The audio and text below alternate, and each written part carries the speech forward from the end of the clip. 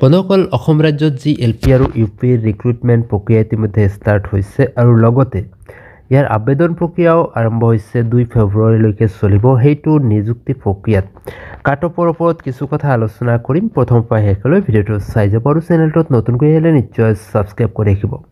তো বন্ধুসকল আমি আজি আলোচনা কৰিম যে ৰাজ্যত যি ৰিক্ৰুটমেণ্ট প্ৰচেছ ইতিমধ্যে ষ্টাৰ্ট হৈছে। বহুতে জানিব বিচাৰে যে আচলতে কোনখন জিলাত কাট অফ কিমান যাব পাৰে। একজাক্টলি সেই কথাটো কোৱা কেতিয়াও সম্ভৱ নহয়, কিন্তু এটা কথা আপোনালোকে মন কৰিব, লজিকেলি কথাখিনি চিন্তা কৰিব যে ৰাজ্যত আপোনালোকে এই যে তালিকাখন দেখা পাব, এই তালিকাত বিভিন্ন কেটাগৰীত দেখা পাব unreserved, MOBC, OBC, SC, ST, PST, AS, PWD, T tribe. ইয়াতে বিভিন্ন কেটাগৰী দিয়া হৈছে আৰু বিভিন্ন ধৰণে পোষ্টবিলাক দিয়া হৈছে। তো চাব আনৰিজাৰ্ভ আছে ফাৰ্ষ্টত, আৰু এই আনৰিজাৰ্ভত বাহিৰে বাকী যিখিনি ৰিজাৰ্ভ কেটাগৰীৰ কেণ্ডিডেট আছে, প্ৰতিজন কেণ্ডিডেটেই কিন্তু নিজৰ যিটো ৰিজাৰ্ভেশ্যন আছে সেইটো বিভাগ উল্লেখ কৰি আবেদন কৰিব। যদি প্ৰাৰ্থীজনৰ কাট অফ অলপ বেছি হয় আৰু তেখেতে যদি কোনো ধৰণৰ কোটাত পাছ বা বয়সৰ সীমা বা তেনেকুৱা ধৰণৰ তেওঁ যদি সম্পূৰ্ণ আনৰিজাৰ্ভৰ লগত কম্পিটিশ্যন কৰিব পৰা তেওঁৰ যোগ্যতা আছে বা তেওঁৰ মাৰ্ক আছে, তেনেহ'লে কিন্তু সেই ব্যক্তিজন আনৰিজাৰ্ভ কেটাগৰীত সোমাই যায়। ৰিজাৰ্ভ কেটাগৰীৰ অন্তৰ্গত এজন ব্যক্তিয়েও এনেদৰে আনৰিজাৰ্ভ কেটাগৰীত সোমাই যাব।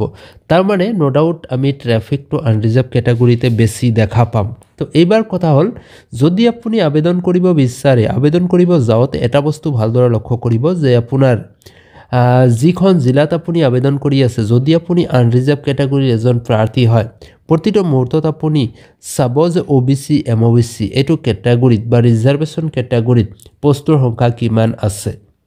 এই কথাটো এই কাৰণেই আপুনি লক্ষ্য কৰিবলগীয়া যে ৰিজাৰ্ভ কেটাগৰীৰ পৰা প্ৰাৰ্থীসকল কিন্তু আনৰিজাৰ্ভ কেটাগৰীত আহি যায় অট'মেটিকেলি, যদি তেওঁ কোনো ৰিজাৰ্ভেশ্যনৰ সুবিধা লোৱা নাই। তাৰমানে কথাটো হ'ল, যদি প্ৰাৰ্থীজনে 60% মাৰ্ক পাই টেট কোৱালিফাই কৰিছে, তেওঁৰ বয়সৰ সীমাও আনৰিজাৰ্ভ 40 বিল' 40 আছে, আৰু যদি তেওঁ হায়াৰ ছেকেণ্ডাৰীত 50% প্লাছ আছে বা তেখেতে কোনো ধৰণে তেওঁ ৰিজাৰ্ভ কোটাটো উপভোগ কৰা নাই, তেনেহ'লে প্ৰাৰ্থীজনৰ যদি কাট অফটো হাই হৈ যায় তেনেহ'লে কিন্তু আনৰিজাৰ্ভত আহি যাব। তো আপুনি আবেদন কৰিব যাওঁতে এটা বস্তু লক্ষ্য কৰিব যে কোনখন জিলাত OBC, MOBC বা ৰিজাৰ্ভেশ্যন কেটাগৰীত পোষ্টৰ সংখ্যা বেছি আছে। ৰিজাৰ্ভেশ্যন কেটাগৰীত থকা প্ৰাৰ্থীসকলে কিন্তু সেই ডিষ্ট্ৰিক্টবিলাকতে আবেদন কৰিব যিবিলাকত ৰিজাৰ্ভেশ্যনৰ পোষ্ট বেছি আছে বা MOBC, OBC পোষ্ট বেছি আছে।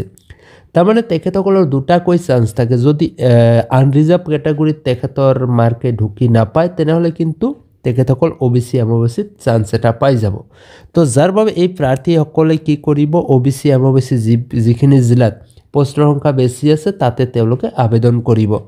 তো নিশ্চয়কৈ এই এনেদৰে চিন্তা চৰ্চা কৰোঁতে দেখা যাব যিবোৰ ডিষ্ট্ৰিক্টত OBC, MOBCৰ পোষ্টৰ সংখ্যা বেছি আছে, তেনেকুৱা ডিষ্ট্ৰিক্টত ভালেখিনি প্ৰাৰ্থী OBC, MOBC হোৱা সত্ত্বেও তেখেতসকলে আনৰিজাৰ্ভ কেটাগৰীৰ মাজত সোমাই যাব, আৰু এনেকুৱা ধৰণে আনৰিজাৰ্ভত কিন্তু আপোনালোকে কাট অফটো হাই হোৱা দেখা পাব। তো কথা হ'ল, OBC, MOBC পোষ্ট যিবিলাক জিলাত বেছি আছে, তাৰমানে সেই জিলাবোৰত কাট অফ হাই যোৱাৰ এটা সম্পূৰ্ণ চান্স আছে। তো বন্ধুসকল এই কথাটো আপোনালোকে মানে সুস্থ মাইণ্ডেৰে চিন্তা কৰিব, আৰু এইখিনি চিন্তা কৰি পেলাই আপুনি এটা আবেদন কৰিব যাব। তো বন্ধুসকল যদিও আপোনালোকে বিচাৰে যে আমাৰ এইটো চেনেলৰ জৰিয়তে আমি কাট অফৰ ডিছকাশ্যন দিওঁ আৰু কাট অফ কোনটো জিলাত কিমানখিনি যাব পাৰে এই কথাখিনি আলোচনা কৰোঁ, তো মই প্ৰথমৰ পৰাই কৈ আছোঁ যে এই কথাটো কোনেও ক'ব নোৱাৰে। জাষ্ট আমি আপোনালোকক এই আইডিয়াবোৰ দিব পাৰোঁ যে কোন জিলাত কেনেকুৱা ধৰণে কাট অফবিলাক হাই হোৱাৰ চান্সেছ থাকে। ইয়াৰ আগৰ ভিডিঅ'টো আমি সম্পূৰ্ণৰূপে এটা ডিছকাশ্যন কৰিছিলোঁ। তো যদি আপুনি চোৱা নাই সেই ভিডিঅ'টো চাই ল'ব পাৰে, আৰু আজিৰ ভিডিঅ'টোৰ জৰিয়তে আপোনালোকক এই কথাখিনি ক'লোঁ। আপোনালোকে আবেদন কৰিব যাওঁতে এই কথাখিনি অলপ সুস্থ মস্তিষ্কেৰে চিন্তা চৰ্চা কৰিব। তো বন্ধুসকল ভিডিঅ'টো যদি ভাল পায় নিশ্চয় এটি লাইক কৰিব, যিমান পাৰে বন্ধু বান্ধৱীলৈ শ্বেয়াৰ কৰিব, আপোনাৰ মতামতটো কমেণ্ট ছেকশ্যনত কমেণ্ট কৰি জনাবলৈ নাপাহৰিব।